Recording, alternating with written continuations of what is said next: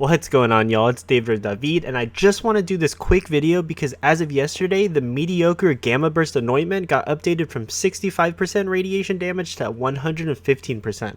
Now, this buff is still not enough in my opinion for Gamma Burst flak builds to compete with other top of the meta builds right now, but that's like neither here nor there. At least it's a step in the right direction. What I do want to talk about is the top 5 Gamma Burst guns that you should be using because of this buff, should you choose to use a Gamma Burst build. I'll make sure to briefly cover why I think you should be using this gun and also where you can farm it. So kicking off the list at my number 5 spot, I have the legendary Maggie pistol manufactured by Jacobs. This gun is a beast at just dishing out raw single target DPS.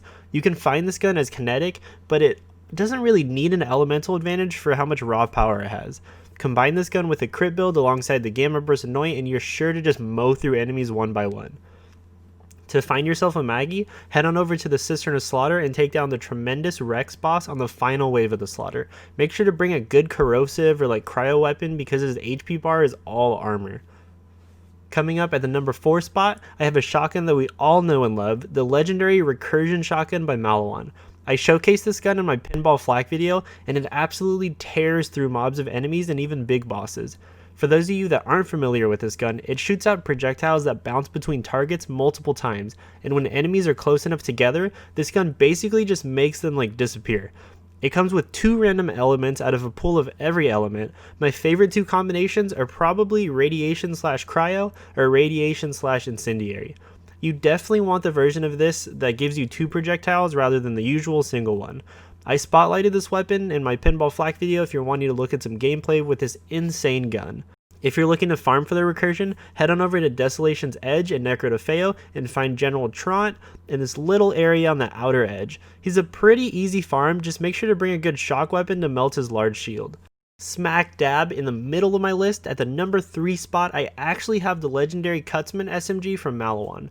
This gun made the list because it has incredibly high elemental damage, and that coupled with the radiation damage from the Anoint, you can just plow through bosses. This gun is fantastic at shredding bosses, and the projectiles travel extremely slow, so you have time to swap to a crit damage gun. These 2 reasons make this gun one of the best Grave Ward killers.